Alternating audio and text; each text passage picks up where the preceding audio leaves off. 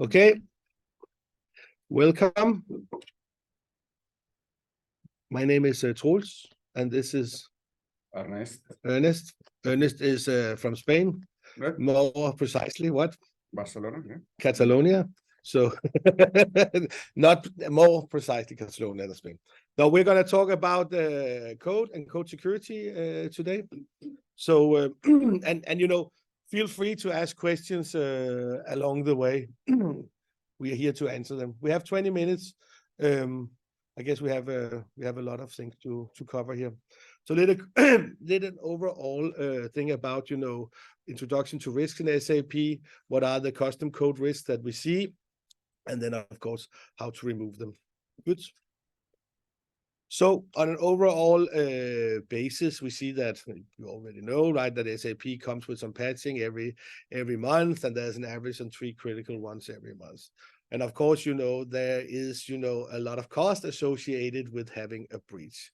What we then also see is that if you don't have a proper governance in place, it can be very, very difficult to keep up with these different risks that pop up and also to mitigate those.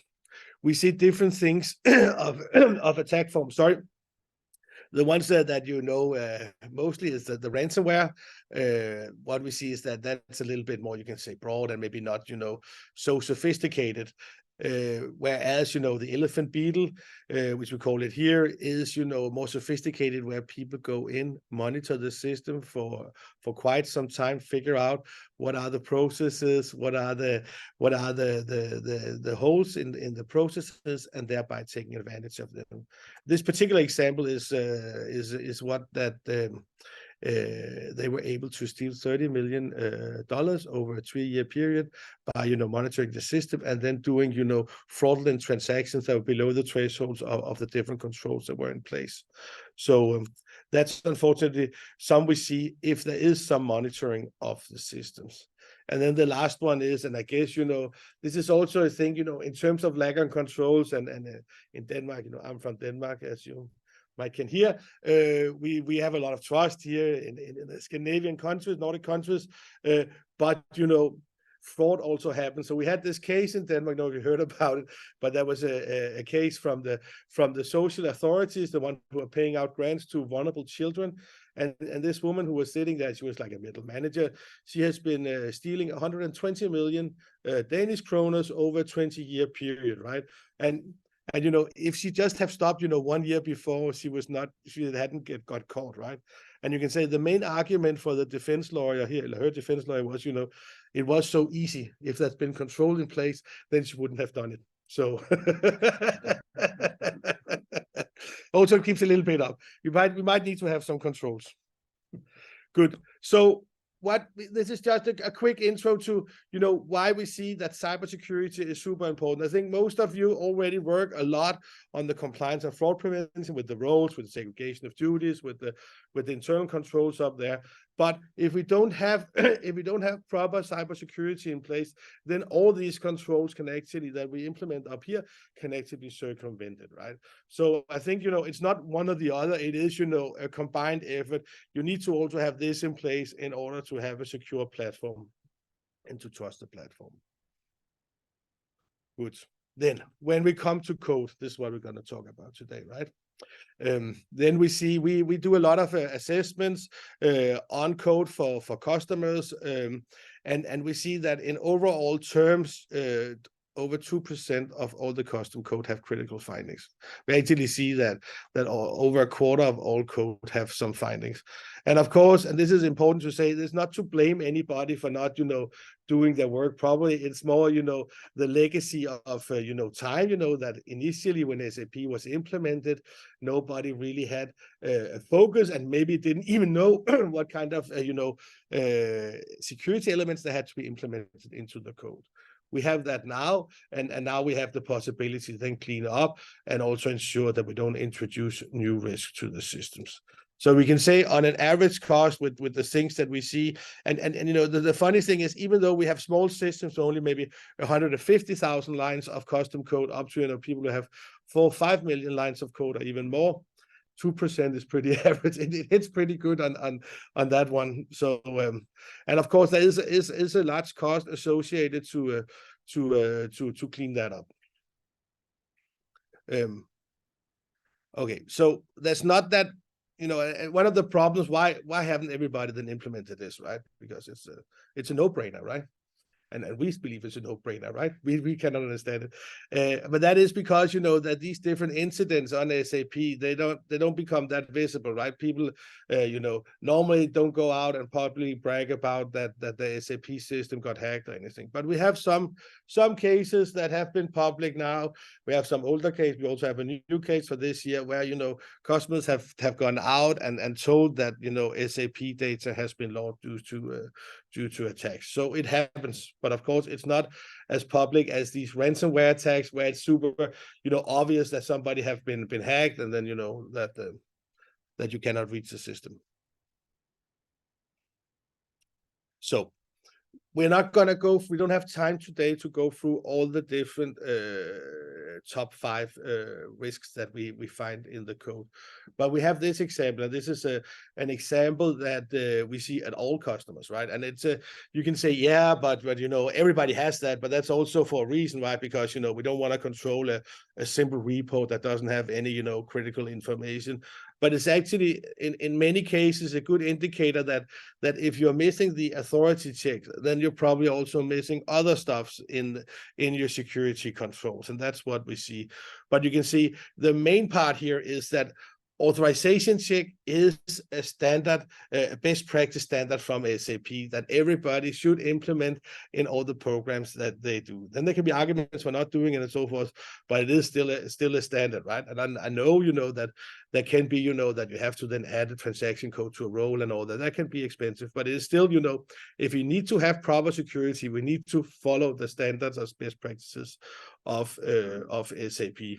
As you can see over here, we have some of the others that we find at all customers also. So, you know, that's the directory traversal, you know, where people get access to all the files on the SAP system, can manipulate all the files, you know, read and write and update.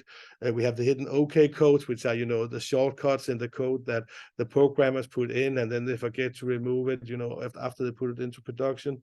And then my favorite is the last one, because that makes, you know, just the system works very efficiently, right? That is when you implement, you know, the usernames, you know, hard-coded usernames into the programs, you know, system use or something like that. Then, you know, the program always works. Has no limitation. You don't get any authorization errors, right? And that's pretty nice.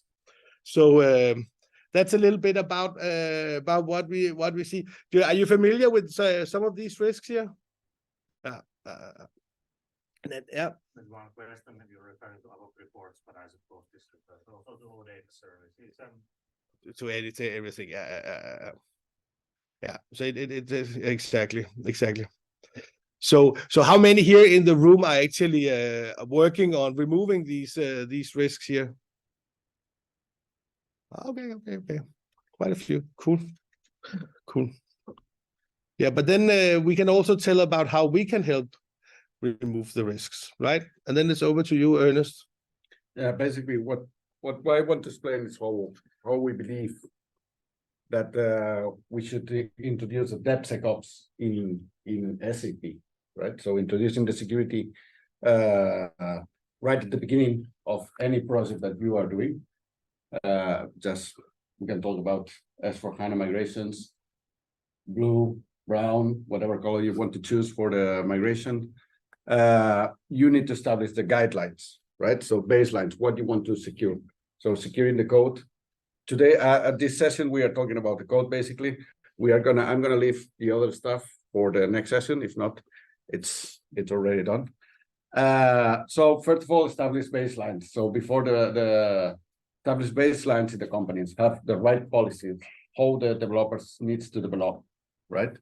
Then analyze the code. Obviously, who is analyzing the code? You need someone to analyze the code, but we know that there's a lot of code to be developed. Now with S/4HANA, a lot of you or a lot of companies, they want to go to the standard, right? That's the way to go. Let's go to the standard. But how many of you are able to go fully to the standard? None. So you need to still implement code. You have your developers, so you need a tool to scan the code to be more efficient. Obviously, somebody could have someone offshore, inshore, nearshore to validate the code, but that's a human being, which there is human errors analyzing the code. It's better to have something that is analyzing the code while it's being developed, not when you are already in production, right? Auto-code corrections, right? As soon as you have, nowadays you have your development systems, your systems will have been running for 20 years. Now you need to move to S/4HANA or to anything else. So you want to correct the code before moving to the new system. The point 3, it's helping you to do that. So in the point 2, you are scanning the code. In the point 3, you have a tool which is able to help you on correct those things. So with Onapsis, we are helping you on the 5 top more typical errors.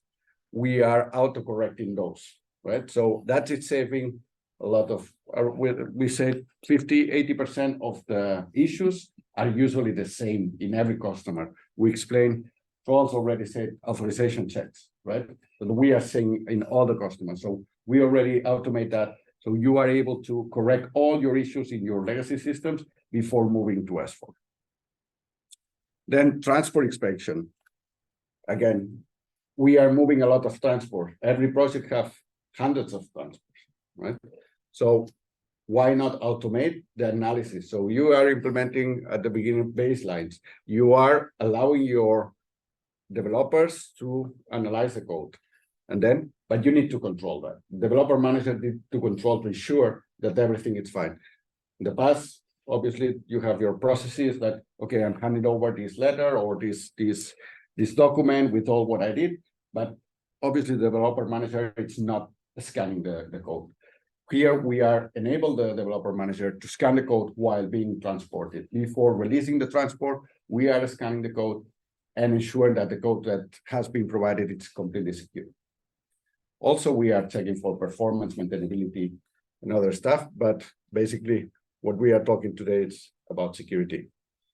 Again, analyze the code again in development, analyze the code again in production every time. So I jump from code analysis 5, 6, 7. So in every step that you are moving from development to test to production, keep scanning the code that nobody has introduced anything there, right? Somebody could manipulate the transport, introduce new objects in the transports, in the test systems. So scan the transport if the objects are fine still. Scan the code again.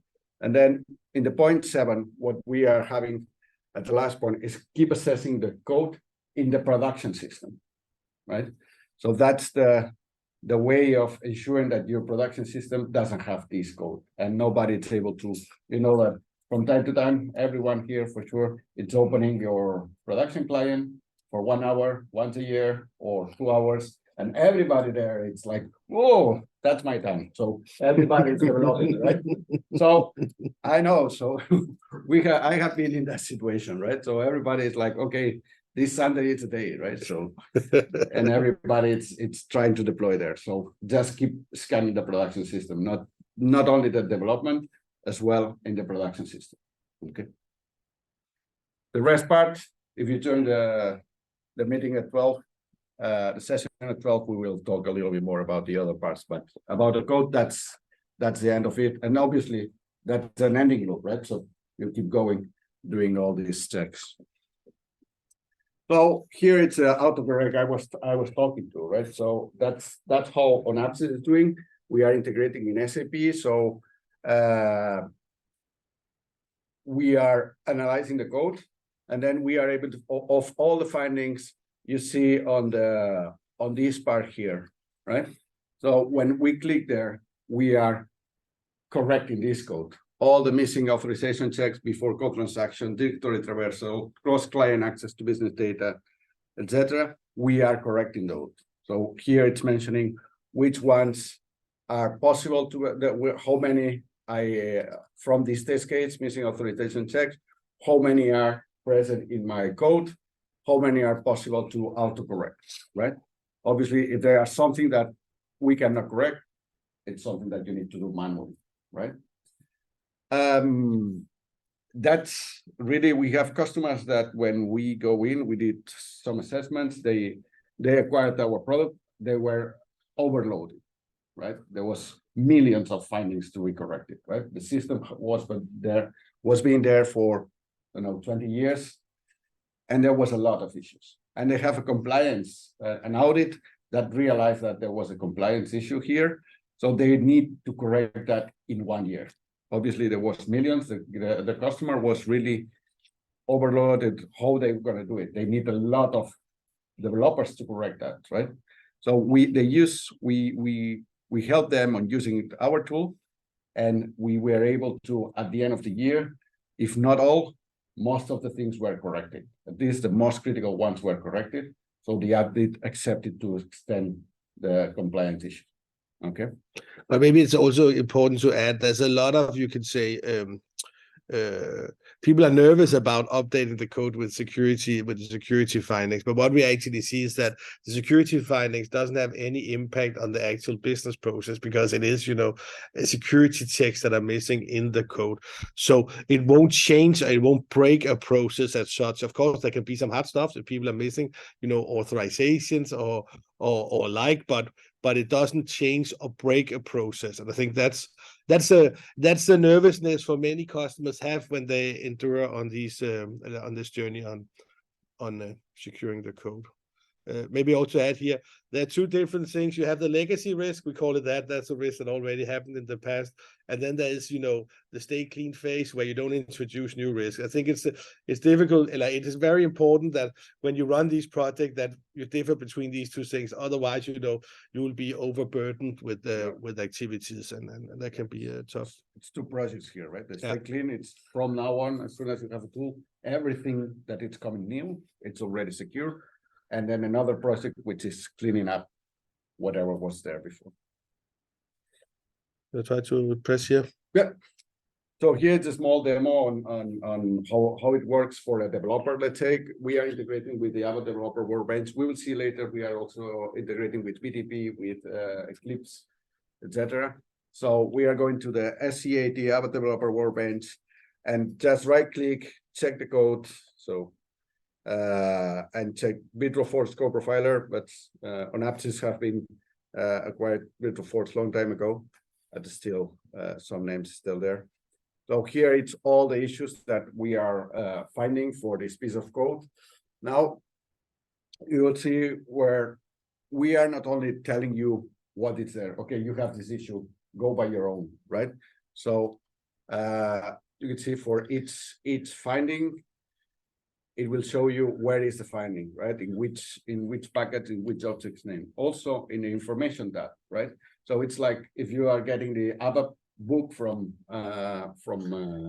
SAP, you will get all the information. Why we are checking it, what is the error, why it is an error, why it is a security issue, and also giving solution to that. So the developers, it's learning. They are acquiring information and they are growing themselves as a developer, ABAP developers. Okay. So here, if you click more, it will tell you where it is exactly, what is the line of code that it has been impacted for this issue. Okay.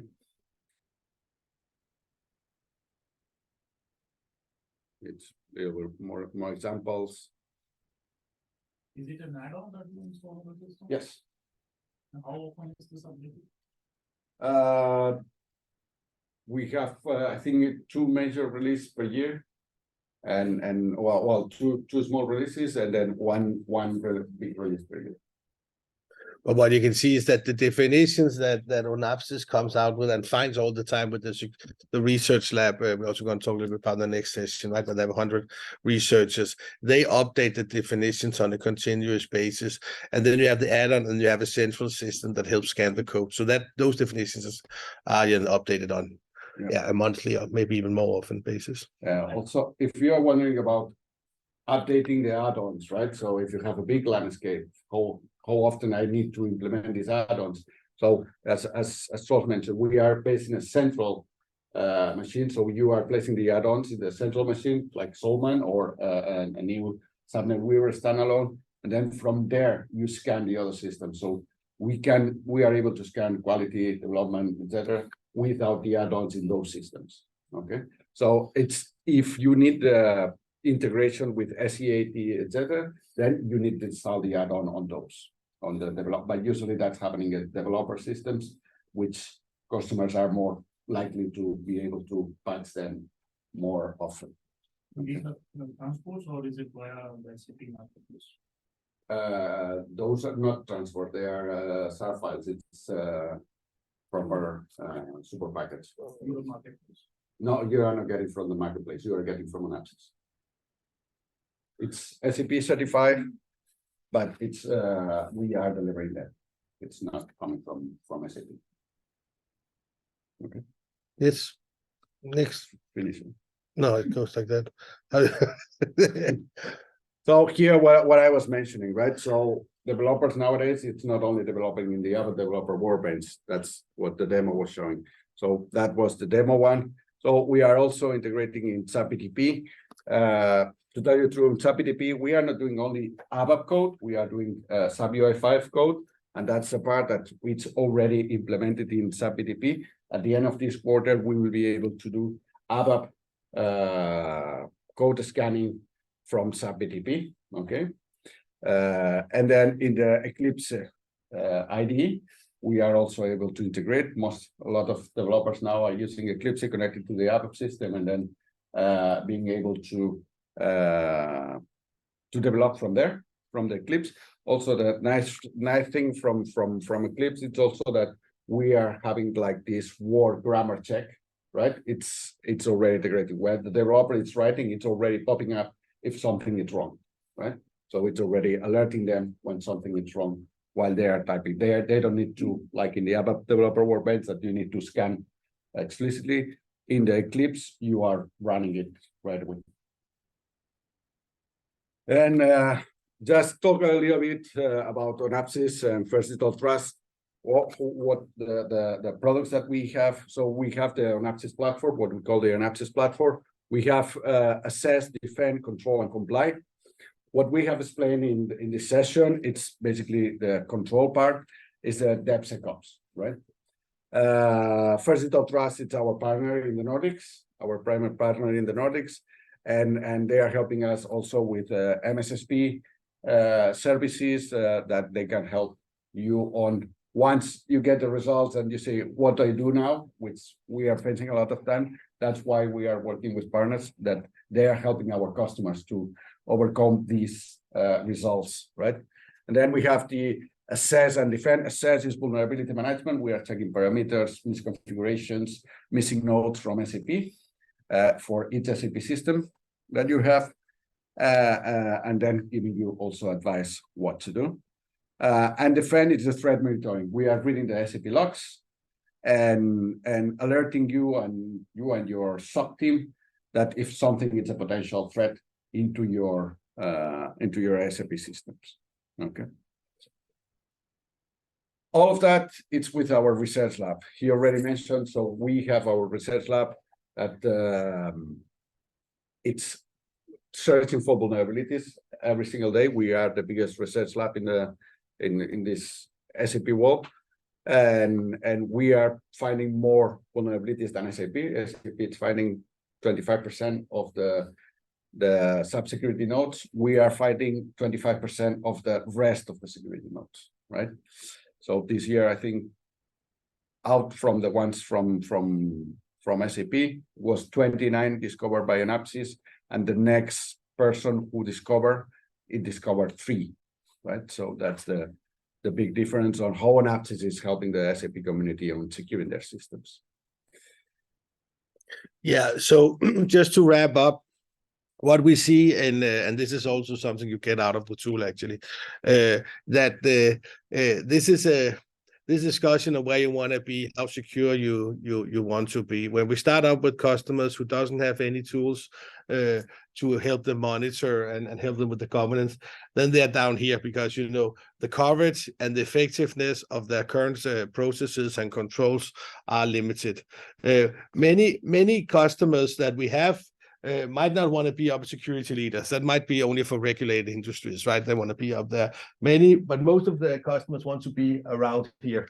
And in order to be around here, you need to have tools in order to help you monitor and support your consultants in the security work. Otherwise, you cannot be there. So this is also, a discussion you can have internally, right? So of course, up this X, both comes, resources and cost, it increases, right? So, but that's how it is in order to ensure the security. I guess, is there anybody here in the room who doesn't want to be up here in this corner? No, we thought so.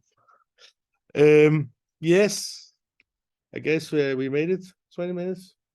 So any Questions right now? any questions?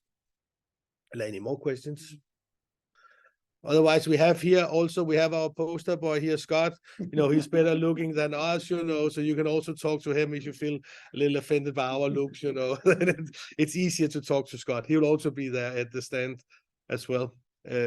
We also have a native Swedish speaker, Thomas, down here. You can also talk to if it should be in pure Swedish.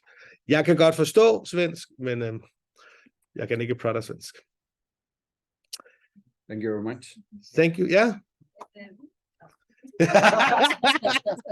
You all thought you could leave, but no. Linda has a question. When you do the code scan, is it in the customer namespace, or can you do it even in SAP? Are you allowed to do that? And also for third party? Yeah, so for third party, yes, you are allowed. For your custom code, you are allowed. For SAP, you are not allowed. Mm-hmm. So we are scanning SAP because the way we are doing it, this patented way that we are scanning so if you want to scan a package, right, which is in your custom namespace, but your package is calling other standard things, we are scanning the standard things as well. Okay, just to avoid false positive, because for example, if the forensic check it's done in the standard, then you don't need to do it in your custom code because you are already calling the standard, right? So that's why we are scanning the code. It's not allowed, or also what we believe it's, even if you find issues in the SAP code, you cannot solve it, right? So you need to ask SAP to solve. But SAP is also using Onapsis for many years. Not anyway. officially. Not officially. Oh, okay. Okay. So hopefully they have also a get clean and a stay clean process. Yeah, I think so. Yeah. How does this work in the subscription world? If customers don't have real on-premise systems anymore, the BTP part of your solution, that is then is this scanning provided as a subscription service, or how does that work? Our products are provided as subscription, right? So it's a 1-year subscription. If it's how we are going to do it in the even in BTP, at the end you have attached some systems, right? So you have your system somewhere, right? So and here it's where we are charging for. Our KPIs are for systems. So as soon as you have the system license, this is a license on the BTP as well. You can access from there. Yeah, but you mentioned you have to have an add-on on any central system like this one. Yeah, that will go away for customers that are purely cloud, even private cloud. Yeah. So there need to be a mechanism to define what is my managed system landscape, right? So in private cloud, you add it on as an as you know, a normal on-premise system, right? You have that possibility. If you're for public cloud, you're not allowed. So it cannot, it doesn't apply to public cloud yet. So. But even public cloud will use BTP to build extensions. Yeah. But then you can do technical solution for that. Yeah. No, you can still scan. You can scan your code. I don't know how. It's not an add-on on the BTP platform itself. That is a service, right? You have to add. There's configuration that you need to add a service where you are connecting to. So, for example, if we have our scan engine, you install the scan engine somewhere else, or you use ours, then you can access it, and the BTP is accessing that Okay, this so you service. provide it as a central service and that you integrate with your BTP delivery chain. For the BTP part, if Yeah. that's the only thing that is Yeah. that is applicable. Yeah. Cool. So then everybody should just have one. Boom. No, but come by the booth and talk to us. As we also said, we do assessment so you can get, you know, your own view on how secure or insecure the code base is in your systems, right? Thank you so much. Thank you.